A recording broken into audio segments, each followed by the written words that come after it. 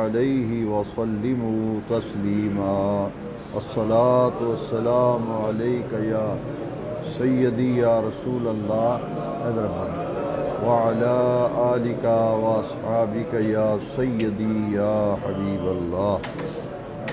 ایک مرتبہ پھر محبت سے دروشی پڑھیے، الصلاۃ والسلام علیک یا سیدی یا رسول اللہ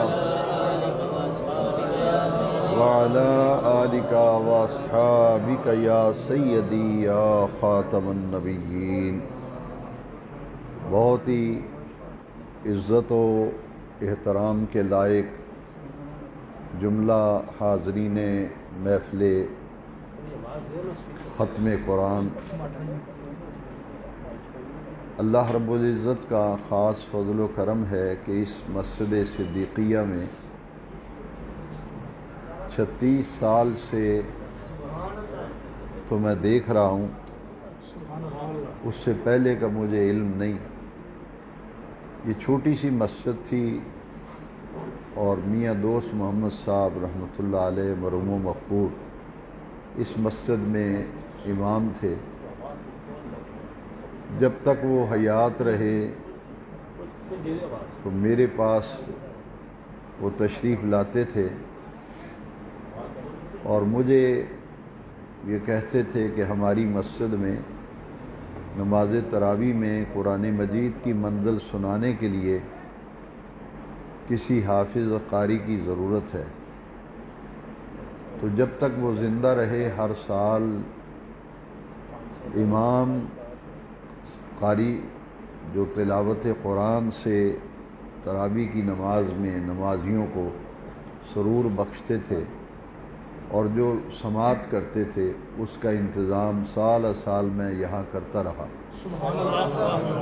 اور میں دیکھ کر حیران ہوتا تھا کہ اس دور میں 7-8 نمازی ہوتے تھے، لیکن ان کو اتنا شوق تھا، میں حیران ہوتا تھا کہ چھوٹی مسجدوں میں تو لوگ کہتے ہیں کہ صورتوں کے ساتھ ہی تراویحیں پڑھا دیں ہماری جلدی جان چھوڑ جائے، لیکن میں حیران ہوتا تھا کہ ایک مسجد ایسی بھی ہے کہ نمازی جب میں آتا تھا تو تراویح میں 7-8-10 آدمی، لیکن اتنے شوق سے وہ 8-10 آدمی منزل سنتے تھے۔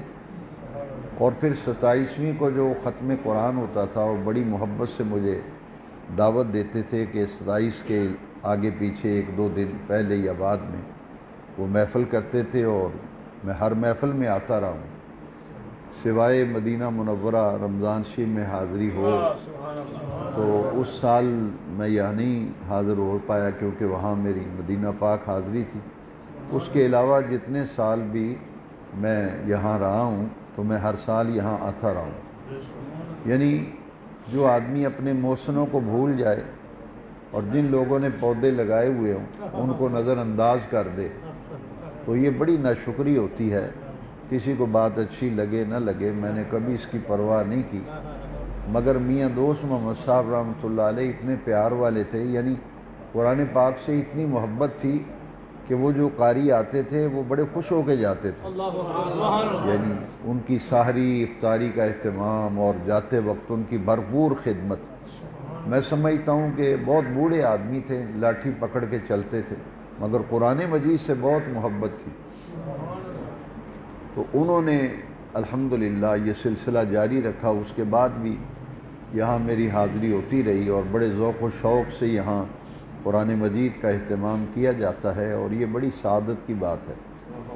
مگر آج کی محفل میں میری حاضری جو ہے 21 سال تو میرے بھائی ہیں حافظ محمود الحسن صاحب، تو انہوں نے ماشاءاللہ خوب یہاں جو ہے نبھایا ہے، اور ان کی منزل ہمارے پورے خاندان میں مشہور ہے کہ ان کی منزل بڑی پکی ہے۔ اور یہ میرے والد صاحب کے جو نانکے ہیں ان میں سے ہیں، اور یہ پورا خاندان ہی حافظوں کا ہے۔ اس خاندان میں حافظ ہیں، عالم ہیں، اور ان کے بڑے بھائی جو ہیں وہ سیالکوٹ میں شیخ الحدیث ہیں، وہ حدیث شریف پڑھاتے ہیں جی۔ تو یہ اس گھرانے سے تعلق ہے، انہوں نے بچپن سے حفظ کیا اور ساری عمر ہی ہوگی تراویح پڑھاتے۔ ان کی منزل جو ہے ماشاءاللہ بہت خوب ہے، اور ان کی بہت قربانی ہے کہ بڑی بڑی مسجدوں سے انہیں آفر آتی تھی تراویح کے لیے، لیکن انہوں نے اسی چھوٹی مسجد کو ہی ترجیح دی، کیونکہ وہ نمازیوں سے دل لگ جاتا ہے، پیار محبت کا ماحول ہو جاتا ہے۔ اللہ تعالیٰ ان کو بھی جزا دے۔ مگر آج کی محفل میں ایک اور مجھے بڑا ہی روحانی سکون ملا ہے۔ مجھے یہ علم نہیں تھا، میں مسجد میں بیٹھا ہوں باوضو ابھی تراویح نماز میں، مجھے نہیں پتہ تھا کہ نہ ہی کبھی افتخار رضوی صاحب نے مجھے بتایا۔ میں آج اس محفل میں آیا ہوں تو صرف افتخار رضوی صاحب کی وجہ سے۔ مجھے ذوالفقار علی میرے مرید ہیں، وہ بھی، ان سے بھی میرا بہت تعلق ہے، لیکن جو دل میں بات ہو وہ کہہ دینی چاہیے۔ جب مجھے پتہ چلا کہ افتخار رضوی صاحب کا بھتیجا قرآن مجید کا حافظ ہے اور وہ تراویح پڑھا رہا ہے، تو یقین جانے مجھے بڑی حیرانگی ہوئی، اور مجھے حیرانگی اس بات کی ہوئی کہ افتخار صاحب نے کبھی ذکر ہی نہیں کیا، کبھی نہیں بتایا انہوں نے کہ میرا بھتیجا حافظ ہو رہا ہے یا حافظ ہو گیا ہے، نہ کبھی ذوالفقار نے بتایا، وہ بھی حالانکہ مجھ سے بیٹھ ہیں۔ تو ایک دن جب ایک دفعہ بچے سے میری ملاقات ہوئی تو کہا جی افتخار رضوی صاحب کا یہ بھتیجا ہے، حافظ قرآن ہے، تو یقین جانے مجھے بڑی خوشی ہوئی۔ میں نے کہا افتخار صاحب کو تو اللہ نے عزت دی ہے، مگر سرکار کا اتنا کرم ہے کہ ان کے بھائی کا بیٹا جو ہے وہ بھی قرآن کا حافظ ہو گیا۔ تو لوگ ایسے حافظ مجھے بہت ملتے ہیں، جب ملتے ہیں تو کہتے ہیں جی یہ میرا بیٹا حافظ ہے۔ میں نے کہا اس نے کبھی تراویح پڑھائی ہے؟ کہتے نہیں تراویح تو نہیں پڑھائی، حافظ ہے۔ میں نے کہا حافظ اس کو مانتا ہوں جو تراویح میں قرآن سنائے۔ تو جو حافظ صاحب جتنے مرضی دنیا انہیں کہے جی بڑے بڑا قاری ہے حافظ صاحب، تراویح نہیں پڑھائے گا تو اس کا مطلب ہے اس کو منزل نہیں آتی ہے، اس کو منزل آتی ہوگی تو وہ تراویح پڑھائے بغیر رہ نہیں سکے گا، اس کی روح کی غذا ہے جی۔ تو یہ یاد رکھیے، یہ جو حفظ قرآن کی نعمت ہے معمولی نہیں ہے۔ جس کا بیٹا قرآن کا حافظ ہو، بیٹی حافظہ ہو، جس کو اللہ تعالیٰ یہ نعمت دیتا ہے وہ نور علی نور ہے، اگر عمل کرے گا تو نور علی نور ہے جی۔ کیونکہ حافظ قرآن حفظ کرتا ہے، ماں یا باپ نے تو حفظ نہیں کیا، جتنا بھی حافظ ہیں، جن کے حافظ ہیں ماں باپ، ان کو تو مبارک ہو، بڑی اچھی بات ہے، لیکن ایسے قرآن مجید کے حافظ جن کی نہ ماں حافظ ہے نہ باپ حافظ ہے، قیامت کے دن ماں باپ کو نور کے تخت پہ بٹھایا جائے گا، نور کے تخت پر بٹھایا جائے گا۔ حافظ قرآن یا قرآن کی حافظہ کی ماں کو اور باپ کو لوگ ان کی طرف نظریں اٹھا کے دیکھیں گے، یہ کون ہے جو نور کے تختوں پہ بیٹھے ہیں، ان کے سروں پر نور کے تاج سجائے گئے ہیں اور ان نور کے اماموں سے نور چھن چھن کے آ رہا ہے، انہیں کہا جائے گا یہ حافظ قرآن کی ماں ہے، یہ حافظ قرآن کا باپ ہے جی۔ یہ کوئی ضعیف نہیں ہے، کوئی آدمی حدیث ضعیف کہہ دے، سرکار نے فرمایا خاندان کے 10 افراد کی شفاعت حافظ قرآن کرے گا۔ تو یہ اللہ کریم نے بہت بڑی نعمت دی ہے جی۔ اللہ تعالیٰ ہمارے اس عزیز بچے کو عالم دین بنائے۔ میں نے کہا تھا کہ آپ حافظ ہیں، اب عالم دین بھی بنے، آپ کو بیرا شریف داخل کراتے ہیں، آپ عالم بنے، کیونکہ حافظ بھی ہو اور عالم بھی ہو تو سونے پہ سہاگا ہے، بہت بڑی نعمت ہے۔ اللہ تعالیٰ نے ہمارے عزیز افتخار احمد رضوی صاحب کو جو عزت دی ہے، جو اللہ تعالیٰ نے حضور کے ذکر کا انہیں ملقہ دیا ہے، تو وہ تو ایک زمانہ اس پہ گواہ ہے، اور اللہ تعالیٰ ان کو بہت برکتیں دے، اور ان کے بھتیجے کو اللہ تعالیٰ قرآن پاک کی نعمتوں سے اور پورے گھرانے کو اللہ فیض یاب فرمائے۔ یہ بڑی خوش نصیبی ہے کہ آج ہم ختم قرآن کی محفل میں حاضر ہیں۔ تراویح کے اندر قرآن مجید کی منزل ختم کی جاتی ہے۔ فتاوی تاتاریہ میں، فتاوی قاضی خان میں اور فتاوی عالمگیری میں لکھا ہے کہ جب بھی کسی مسجد میں قرآن مجید کی منزل تراویح میں پڑھی جائے تو وہ 27ویں کو منزل ختم کی جائے۔ فتاوی عالمگیری میں بھی وضاحت ہے، فتاوی تاتاریہ میں بھی وضاحت ہے۔ وہ کہتے ہیں کہ روزانہ ہر رکعت کے اندر ایک رکوع پڑھا جائے، پہلی رمضان کی رات آئے، ہر رکعت تراویح میں ایک رکوع پڑھا جائے تو 27ویں کو قرآن مکمل ہو جاتا ہے۔ تو تمام فقہاء نے لکھا ہے کہ 27ویں کو قرآن مجید ختم کرنا مستحب ہے، ویسے تو 29ویں کو بھی کریں، جب بھی کریں، کراچی میں ایک مسجد ہے، وہ 29ویں کو ختم کرتے ہیں۔ تو میں ایک سال رمضان شریف میں گیا تھا وہاں، مولانا شاہ احمد نورانی رحمۃ اللہ علیہ نے 60 سال تراویح پڑھائی، اور وہ قرآن مجید کی منزل بڑی خوبصورت پڑھتے تھے۔ آپ نیٹ پہ ان کی تراویح کی جماعت موجود ہے۔ مجھے بڑا شوق تھا، ان سے بڑی محبت تھی، لیکن میں نے ان کے پیچھے کبھی تراویح نہیں پڑھی تھی۔ تو میں شاہکوٹ میں ہی آیا تھا، 86 میں یہاں آیا ہوں، غالباً 88 یا 89 کی بات ہے۔ میں کراچی گیا تھا بائی ٹرین، اور وہاں 3 دن میں نے مولانا شاہ نورانی کے پیچھے تراویح پڑھی تھی، اور نہ مجھے وہی کام تھا کہ میں کوئی تقریر کرنے گیا تھا یہ جیسے، نہیں، میں صرف اس شوق سے گیا تھا کہ زندگی کا بھروسہ نہیں، لیکن ان کا جو لہجہ ہے قرآن شریف کا بڑا سرور آتا ہے۔ 3 دن میں نے کراچی میں ان کے ہاں تراویح پڑھی تھی۔ جمعہ رات کو میں واپس آیا تھا، پھر جمعے کو میں نے آ کے شاہکوٹ جمعہ پڑھایا تھا۔ تو ان کے پیچھے میں نے قرآن مجید کی منزل سننے کے لیے گیا تھا ذوق و شوق سے۔ تو قرآن پاک ایک ایسی بہار ہے، اور یہ اللہ تعالیٰ نے ہمیں شب قدر کو عطا کی ہے۔ اِنَّا أَنزَلْنَاهُ فِي لَيْلَةِ الْقَدْرِ، ہم نے قرآن مجید کو شب قدر میں نازل کیا ہے۔ لیکن افسوس اور بڑے دکھ کی بات ہے کہ مسلمانوں کو شب قدر کی اہمیت کا پتہ ہی نہیں۔ اگر بتایا جائے تو اس کی روح کا پتہ نہیں۔ آپ حیران ہوں گے کہ پہلی تمام امتوں کو شب قدر نہیں دی گئی۔ یہ اتنی عظیم رات ہے، یہ دی گئی، ہر امت میں لیلۃ القدر تھی، ہر امت میں لیلۃ قدر تھی، لیکن کن کو دی گئی؟ صرف نبیوں رسولوں کو۔ یہ رات صرف خاص تھی نبیوں اور رسولوں کے لیے، پیغمبروں کے لیے۔ کسی بھی نبی کی امت کو لیلۃ القدر نہیں دی گئی۔ یہ رات دی گئی ہے تو مدینے والے آقا کے غلاموں کو دی گئی۔ نعرہ تکبیر، نعرہ رسالت، نعرہ تحقیق، نعرہ حیدری، نعرہ غوثیہ، کلمات حضور مفکر اسلام۔ تو یہ کتنی آپ کو پیاری بات آج میں نے بتائی۔ پہلے نبیوں میں سے کسی نبی کی امت کو لیلۃ القدر نہیں ملی، یہ رات دی گئی ہے تو نبیوں کے ساتھ خاص تھی، پیغمبروں کے ساتھ خاص تھی کہ اے نبی اور رسولوں، پیغمبروں، یہ لیلۃ القدر تمہارے ساتھ خاص ہے۔ یہ سرکار کی امت پہ کرم ہے کہ نبی پاک کے وسیلہ سے سرکار کے غلاموں کو شب قدر عطا کی۔ یہ 83-84 سال بنتے ہیں۔ لیلۃ القدر خیر من الف شہر، 1000 مہینوں سے یہ رات بہتر ہے۔ انا انزلنا فی لیلۃ القدر، ہم نے اس رات میں قرآن اتارا ہے۔ تو 83-84 سال کی عبادت ایک طرف، اور اس ایک رات کے اندر ذکر و عبادت ایک طرف۔ لیلۃ القدر خیر من الف شہر، اتنی برکت والی رات۔ تو قرآن نازل ہوا ہے شب قدر میں۔ قرآن کتنی عظیم کتاب ہے کہ ایک حرف پڑھتے ہیں تو 10 نیکیاں ملتی ہیں، ہے جی۔ تو اللہ تبارک و تعالیٰ نے یہ توفیق دی ہے کہ آج تراویح کے اندر قرآن مجید کی منزل ختم ہوئی ہے۔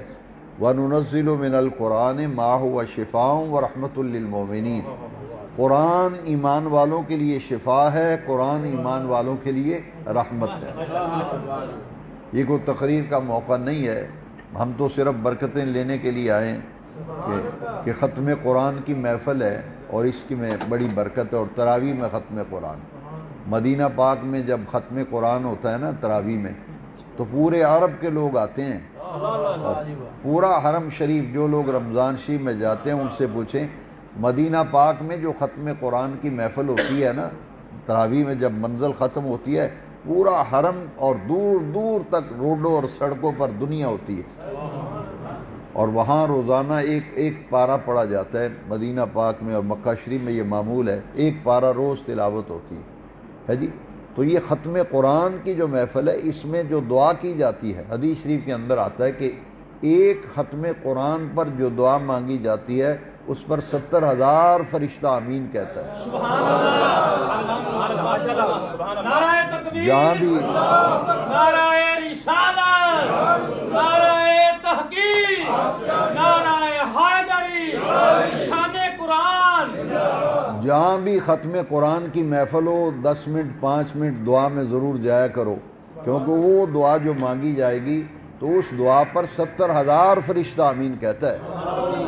اور یہ حدیث شریف سیاستہ میں ہے، یہ حدیث شریف سیاستہ میں ہے۔ قرآن مجید کا پڑھنا سنت ہے اور سننا جو ہے وہ فرض ہے۔ ہمارے عزیز نے قرآن مجید کی منزل پڑھی پوری تراویح میں، تو انہوں نے سنت کا ثواب پایا، جنہوں نے پیچھے سنا انہوں نے فرض کا ثواب پایا۔ تو یہاں تو نہ سننے والا محروم رہتا ہے، نہ سنانے والا محروم رہتا ہے۔ تو حضور نے فرمایا اگر تمہیں شفا کی ضرورت ہے نا تو 2 چیزوں کو اپنے اوپر لازم کر لو۔ قرآن شفا بھی ہے، قرآن وَنُنَزِّلُ مِنَ الْقُرْآنِ مَا هُوَ شِفَاءٌ وَرَحْمَةٌ لِّلْمُؤْمِنِينَ۔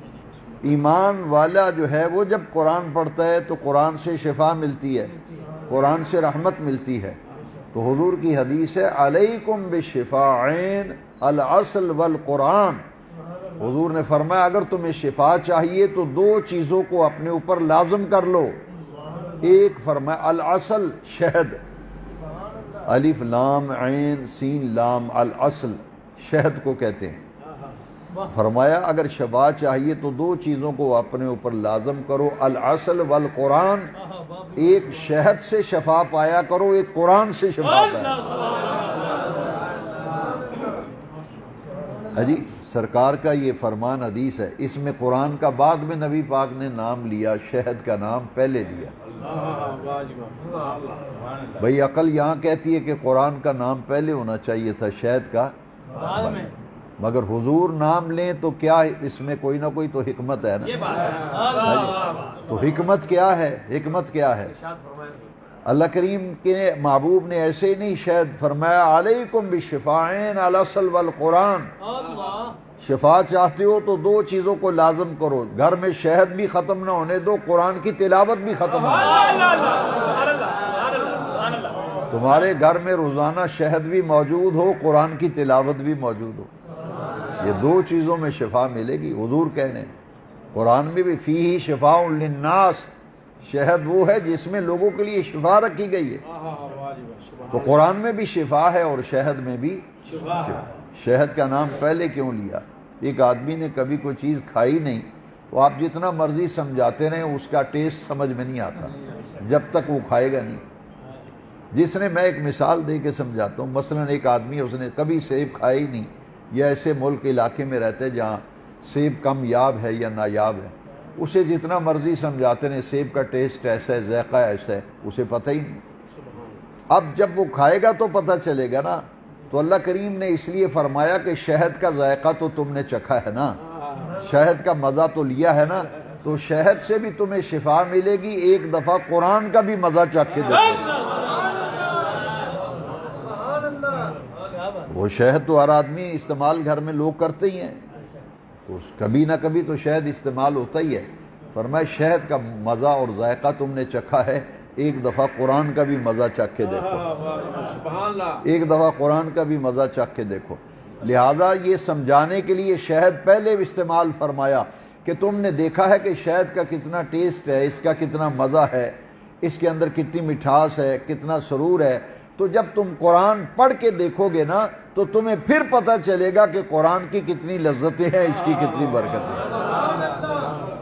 اس حدیث کی شرح میں لکھا ہے کہ شاہد تو یہ ہے نا کہ بازار سے لے کے اور چمچی سے کھاؤ، دودھ میں ڈال لو، چائے میں ڈال لو، کسی چیز میں ڈال لو۔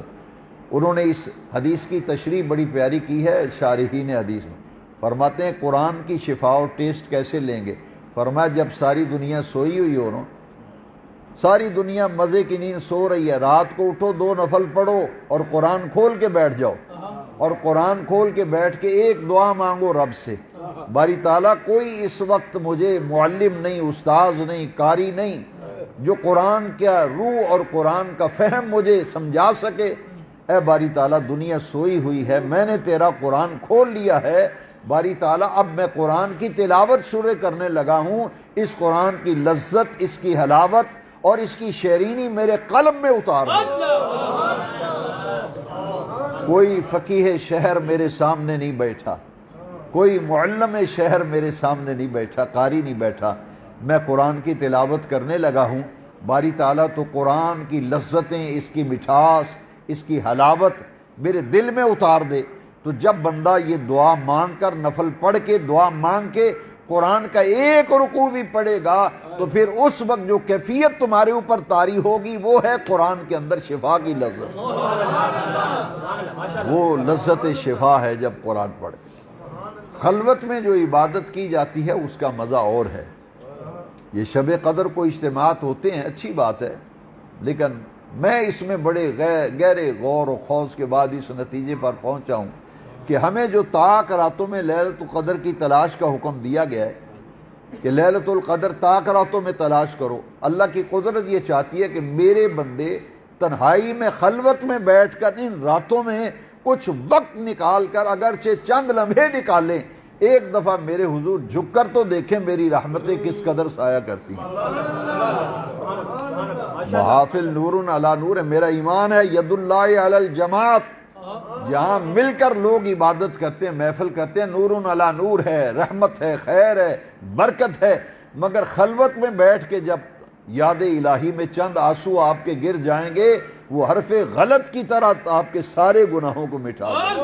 نعرہ تکبیر، نعرہ رسالت، نعرہ تحقیق، نعرہ حیدری. سب گناہ دھل جائیں گے، رحمت کا پانی چاہیے. سب گناہ دھل جائیں گے، رحمت کا. بس دو آنسو آ جائیں گے تو رحمت ہو تو آنسو آتے ہیں، ورنہ نہیں آتے. تو کبھی کبھی کہنے کا یہ مقصد ہے کہ ہمیں رمضان شریف کی راتوں میں، آخری عشرے میں، کبھی کبھی دنیا سوئی ہو، کمرے میں کوئی نہ ہو، اکیلے اٹھو، 2 نفل پڑھو، مصلی بچھاؤ، پھر اپنے رب سے باتیں کرو، اور پھر دیکھو کتنا سرور آتا ہے، کتنی لذت آتی ہے. اللہ تعالیٰ آج کی محفل کو قبول فرمائے، اور اس مسجد کی انتظامیہ قابل صد مبارکباد ہے جو بڑی استقامت کے ساتھ ہر سال ختم قرآن کا اہتمام کرتے ہیں. تو ماشاءاللہ یہ مجھے بتایا گیا ہے کہ سید محمد ابرار شاہ صاحب، حاجی محمد سرور صاحب، حاجی محمد امین مغل صاحب، اور اس مسجد کے امام جناب محمد نویس صاحب، اور مؤذن بابا جی محمد مقصود صاحب، یہ ساری انتظامیہ، یہ ساری ٹیم جن کے میں نے نام لیے ہیں، ان میں سے ایک ایک ہمارا دینی بھائی لاکھوں اور کروڑوں مبارکباد کا مستحق ہے کہ وہ اس مسجد کو آباد رکھنے کے لیے جو محنت کرتے ہیں، کوشش کرتے ہیں. اور جتنے اہل محلہ نمازی ان کے معاون ہیں، میں ان کے لیے بھی دعا کرتا ہوں کہ ان پوری ٹیم جن کے نام گنوائے گئے ہیں، ان کے جو معاون ہیں، ان سے تعاون کرنے والے ہیں، ان کا ہاتھ بٹانے والے ہیں، میری دعا ہے کہ اللہ تعالیٰ ہر میرے نبی پاک کے غلام کو ختم قرآن کی برکتوں سے فیض یاب فرمائے. میں سامع صاحب کو بھی مبارک پیش کرتا ہوں جنہوں نے سنا، جنہوں نے سنایا. ان کے گھر والوں کو بھی مبارک دیتا ہوں کہ اللہ کریم کا یہ خاص کرم ہے. خاص طور پر پھر افتخار احمد رضوی صاحب کو مبارک دوں گا کہ ظاہر بات ہے کہ یہ ان کی اولاد ہیں. بھتیجا اگر سے تو بھتیجا اولاد ہوتا ہے اگر کوئی سمجھے تو، اور اولاد بھی سمجھے تو جو باپ کا مقام ہے تو چچا اور تائے کا کوئی مقام نہیں ہے. عرب کے اندر تو یہ رواج ہے، اب بھی چچا نہیں کہتے، وہ باپ کہتے ہیں. آج پورے عرب کے اندر آپ جہاں کو آپ کا کوئی بچہ وہاں کوئی عزیز کام کا تو ان سے پوچھیں، وہ چچا کا تو تصور ہی. ہم عربی میں چچا کو عین میم ام کہتے ہیں. امی کا معنی ہے میرے چچا، لیکن عربیوں میں یہ رواج ہے کہ چچا کو بھی وہ اب کہتے ہیں، ابھی میرا باپ. تو جو چچا ہے یہ باپ کی طرح ہوتا ہے. تو اللہ تعالیٰ ہمیں چاہیے کہ اللہ تعالیٰ اپنے بچوں کو قرآن کی تعلیم دلوائیں. میں اس لیے افتخار صاحب کو خاص طور پر مبارک بھی دیتا ہوں، ان کے لیے ڈھیروں دعائیں کرتا ہوں کہ اللہ تعالیٰ ان کو عزت و آبرو اور خیر و برکت عافیت والی زندگی عطا فرمائے. اور یقین جانیے یہ حضور کا ذکر کوئی معمولی بات نہیں ہے، یہ معمولی بات نہیں ہے، کیونکہ حضور نے فرمایا ذکر الانبیاء عبادت و ذکر الاولیاء کفارت. یہ تو یا تو نبیوں کا ذکر کرتے ہیں یا ولیوں کا ذکر کرتے ہیں، حضور کے اصحاب کا ذکر کرتے ہیں، حضور کی آل کا ذکر کرتے ہیں. تو جو ہر وقت ذکر میں رہے، ہاں جی، اور ذکر بھی وہ جس کو قرآن کہے ورفعنا لک ذکر، محبوب ہم نے آپ کے ذکر کو بلند کر دیا ہے. اور جن دوستوں نے آج کی محفل میں تبرک کا اہتمام کیا ہے، قاری صاحبان کی خدمت کی ہے، مسجد کی خدمت کی ہے، میں سب کے لیے دل کی گہرائیوں سے دعا کرتا ہوں میرے رب کریم ہر کسی کو نوازیں، ہر کسی کو برکت دیں، اور پھر آپ سب جس محبت سے ختم قرآن میں آئے ہیں میں آپ کو بھی نہیں نظر انداز کر سکتا۔ میں آپ سب کے لیے دعا کرتا ہوں اللہ تعالیٰ ہر آنے والے دینی بھائی کو اللہ تعالیٰ عزتیں اور برکتیں عطا فرمائے، سب کو صحت و سلامتی والی زندگی عطا فرمائے۔ وآخر دعوانا